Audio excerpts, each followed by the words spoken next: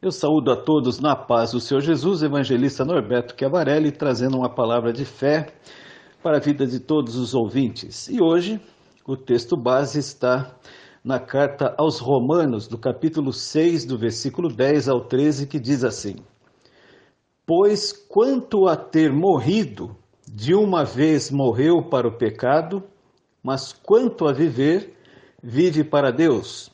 Assim também vós considerai-vos como mortos para o pecado, mas vivos para Deus em Cristo Jesus, nosso Senhor. Não reine, portanto, o pecado em vosso corpo mortal, para lhe obedecerdes em suas concupiscências, nem tampouco apresenteis os vossos membros ao pecado por instrumentos de iniquidade, mas apresentai-vos a Deus como vivos dentre mortos, e os vossos membros a Deus como instrumentos de justiça. Glorificado seja o nome do Senhor Jesus Cristo. Meus amados irmãos, hoje a palavra é de fé, mas também, acima de tudo, nós vamos falar a respeito da necessidade mais do que extrema de vivermos em santidade a Deus. Porque o que agrada mais a Deus, entre outras coisas, mas algo muito importante, é o homem e a mulher que se diz cristão, seguir os preceitos do Senhor, seguir a palavra do Senhor em santidade. Nada adianta o homem ter 755 versículos bíblicos decore salteado, não adianta absolutamente nada. Não adianta nada ter de Gênesis a Apocalipse conhecimento da palavra de Deus. Não adianta nada fazer curso de teologia, ser bacharel em teologia, pregador, itinerante. Nada adianta se esse homem, se essa mulher não forem santos aos olhos de Deus. Porque todo homem e mulher que é santo aos olhos de Deus, esse homem ele é santificado, essa mulher é santificada por Deus e eles são justificados por Deus, dada a perseverança de buscarem a santidade. Nós sabemos que o homem peca, nós pecamos todos os dias, nós pecamos várias vezes ao dia. Nós pecamos em pensamentos, em atos, em algumas atitudes. Nós pecamos muitas vezes em deixar de fazer algo para alguém. Nós vemos uma pessoa em necessidade e simplesmente fechamos os olhos. Às vezes fechamos os ouvidos, fingimos que não ouvimos, fingimos que não vemos e passa batido, mas aos olhos de Deus não. Deus ele observa, ele vê quando nós somos verdadeiramente amorosos, piedosos, ele observa a todo momento, a todo instante, as nossas atitudes. E hoje aqui o texto fala a respeito de santificação. E Jesus, ele nos pergunta acerca do seu senhorio. No Evangelho de Lucas, no capítulo 6, do versículo 46, quando ele diz assim: E por que me chamais Senhor, Senhor, e não fazeis o que eu digo? Ou seja, Jesus ele é muito claro quando ele diz: olha, vocês me chamam de Senhor. Vocês dizem que eu sou o Senhor da vida de vocês. Mas as práticas, as atitudes que vocês têm tomado, não mostram que eu sou o Senhor de vocês. Na realidade, o Senhor de vocês é o Senhor do pecado, é o diabo, porque vocês pecam e vocês ainda dizem que me amam, dizem que me servem, dizem que creem em mim, mas as minhas palavras não têm sido frutíferas em suas vidas, minhas palavras não têm causado fruto, as minhas palavras não têm sido bem digeridas por vocês, porque vocês me chamam de Senhor, Senhor, mas cadê o coração de vocês? Cadê a disposição em me servir? Aí a pergunta que fica é: somos amigos de Deus? E como que provamos, amados, que somos filhos de Deus e que amamos a Deus e que somos amigos de Deus? Em Tiago, no capítulo 4, no versículo 4, diz: adúlteros e adúlteras, não sabeis vós que a amizade do mundo é inimizade contra Deus? Portanto, qualquer que quiser ser amigo do mundo, constitui-se inimigo de Deus. Aqui, quando o Tiago fala a respeito dos adúlteros e das adúlteras, ele está se referindo não somente à prática sexual, mas também à prática espiritual, à prática da fé.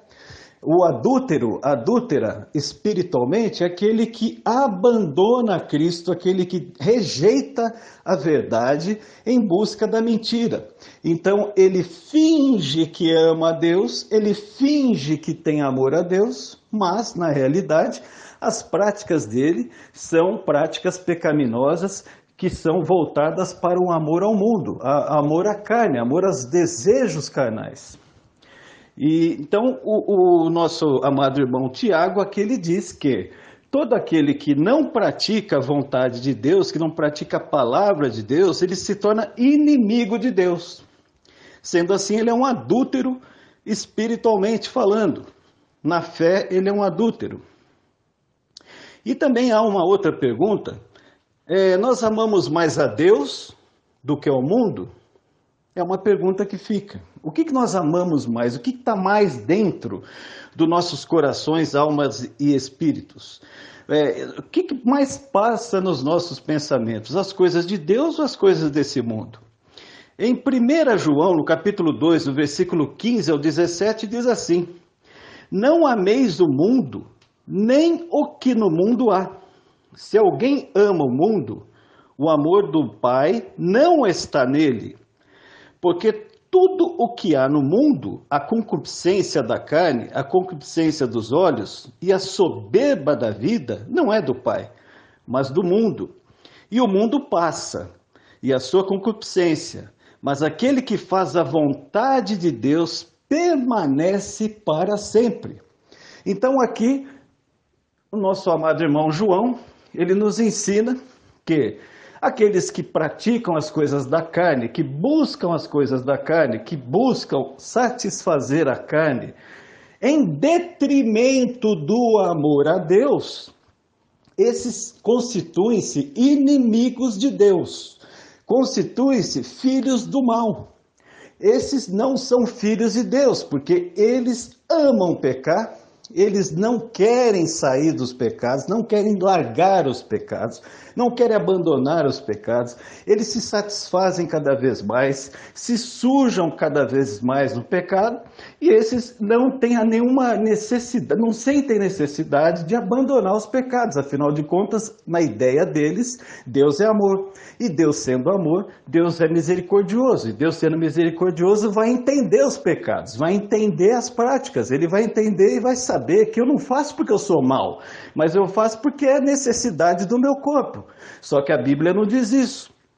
A Bíblia diz que esse tipo de comportamento faz com que o homem se constitua num inimigo de Deus. Mas também aqui no último versículo, o nosso irmão João, ele nos mostra que aqueles que buscam fugir dessas coisas, buscam fugir da iniquidade, buscam fugir das concupiscências da carne, esses são, sem sombra de dúvida, eles permanecem para sempre, eles são salvos em Cristo Jesus, eles têm a salvação eterna, porque eles perseveram, eles se esforçam, eles buscam agradar a Deus. A graça de Deus é o favor imerecido. Para os que se esforçam contra o pecado, há uma promessa de Deus em Romanos, no capítulo 6, no versículo 14, que diz assim: porque o pecado não terá domínio sobre vós, pois não estáis debaixo da lei, mas debaixo da graça. Essa palavra, meus amados, significa que aquele que busca a Deus, aquele que busca agradar a Deus, aquele que luta, a palavra certa é essa, luta, se esforça grandemente, esse consegue agradar ao Senhor e esse consegue ter a graça de Deus sobre ele. E quando você tem a graça de Deus, quando a graça de Deus está em você, você consegue falar não para certas situações, para certas práticas, você consegue rejeitar as bandejas do inimigo, você consegue dizer não para os pecados. Claro, você vai pecar uma vez ou outra, isso é natural, isso é normal, somos carne, somos sangue, mas você tem uma vida onde você procura não pecar contra Deus, você procura lutar contra o pecado, e isso agrada a Deus. Mesmo que você seja vencido pelo pecado em determinada situação, Deus vai olhar e vai dizer, ele tentou, ele buscou, ela buscou não pecar, mas caiu. E Deus não vai olhar para você e vai dizer assim, está condenado. Não, ele vai olhar, vai ver que há um esforço contínuo em você de não pecar. E isso agrada a Deus, isso é a graça de Deus. Ele permite que você peque, mas ele não te vê como aquele pecador que é sistemático, aquele que não quer abandonar o pecado, aquele que não quer abandonar jamais o pecado, não. Ele sabe que você luta contra a sua carne, e isso agrada a Deus. E aqueles que obedecem a Deus com muito esforço, dedicação a Deus, são obedientes, que caminham em direção à justiça de Deus em seu favor. E Deus os tem como justos e justificados por Ele, devido à persistência na fé. Pela graça de Deus, que é o favor imerecido de Deus, essa é uma das milhares de promessas de Deus para todos que o amam. E a obediência a Deus é uma decisão muito sábia, meus amados. Em Romanos, o capítulo 6, o versículo 17 ao 18 e o 22, dizem assim, mas graças a Deus que, tendo sido servos do pecado, obedecestes de coração à forma de doutrina a que fostes entregues, e libertados do pecado, fostes feitos servos da justiça. Mas agora, libertados do pecado e feitos servos de Deus, tendes o vosso fruto para a santificação e, por fim, a vida eterna. Aqui é muito claro. Todos que receberam a sã doutrina de Cristo, receberam a palavra do Senhor Jesus, receberam os ensinos dos seus apóstolos, esses receberam de bom grado, com o coração aberto, com o coração contrito, com o coração amoroso, com o coração de quem recebe e recebe com amor, de quem recebe a palavra e recebe com gratidão. Recebe e recebe com graça. Esses são obedientes à voz de Deus, à palavra de Deus. Então, esses têm a promessa de Deus sobre a vida deles, a promessa de herdar o melhor dessa terra. E herdar o melhor dessa terra não é só coisas materiais, mas é você herdar a graça de Deus, você herdar a presença de Deus, você herdar a vida eterna em Cristo Jesus, que é o principal de tudo, que é o melhor de tudo. É você estar na glória com Jesus para toda a eternidade. E eu vim trazer essa palavra para você nesse dia, para que você não fique se cobrando, você não fique aí se aterrorizando, porque você anda pecando muito, você anda vivendo uma vida de pecado. Não, basta você falar, Jesus, eu preciso do teu socorro, eu preciso que o Senhor venha me socorrer. Jesus te ama. Jesus, ele vê você pecando, ele fica entristecido, é verdade? Mas se você falar, Jesus, eu quero abandonar os pecados, eu quero abandonar essa vida pecaminosa que eu tenho vivido, ele vai se agradar, ele vai te abraçar, ele vai ter você nos braços dele, ele vai te ajudar, vai te fortalecer, vai te dar ânimo, vai te dar alegria, vai te libertar de situações pecaminosas, vai te libertar de práticas pecaminosas. Ele vai te ajudar, basta você se esforçar, você crer, você ter ânimo, você acreditar que Deus pode tirar você dessa vida, desse lamaçal do pecado. Ele pode te libertar porque Ele quer te levar para o céu, Ele quer te levar para a glória com Ele. E eu vim nesse dia dizer para você que Deus tem o plano de salvação para você, para sua casa, para sua família. Deus tem o plano de salvação eterna para você e para sua família. E Deus me trouxe nesse nesse dia para te dizer que os pecados aqui nessa terra nós não podemos ver como coisas anormais. Não, são coisas normais, somos carne e osso, mas também há algo sobrenatural sobre nós que nós podemos receber da parte de Deus, que é uma força, é uma graça, é um poder, a unção de Deus sobre nós que nos livra dos pecados. É a presença de Deus que nos livra dos pecados, da vida pecaminosa. E eu vim hoje aqui dizer para você, há sim muita chance para você se libertar dos pecados. Basta você crer, basta você confiar em Deus, basta você entregar nas mãos do Senhor, porque tem coisas que só você sabe o que faz, tem pecados que só você sabe que comete, ninguém sabe, você guardou ali, está escondido, está em oculto, mas Deus está vendo, mas Deus está dizendo para você nesse dia, eu te ajudo a sair dessa, te ajudo a sair dessa situação, eu sou contigo, não vou te abandonar, não vou desistir de você, diz o Senhor. Então, meu querido e minha querida, está nas suas mãos, porque Deus está assim com as mãos estendidas para você, dizendo, eu te ajudo. Basta você se esforçar, basta você confiar em Deus e Ele vai te libertar desse pecado que tem te corroído por dentro, tem te entristecido por dentro, tem te deixado muitas vezes abatida, mas Deus me trouxe nesse dia para dizer para você, se esforça, tem de bom ânimo, porque eu vou te ajudar. Eu vou te ajudar a sair dessa. Assim diz o Senhor para você que me ouve nesse dia, em nome do Senhor Jesus Cristo. Meus amados, essa foi a palavra que o Senhor nos entregou nesse dia. Agradeço a todos pelo carinho, pela atenção. Estamos no YouTube, peço a todos para que acione o sininho, para que também dê um like na mensagem e que também,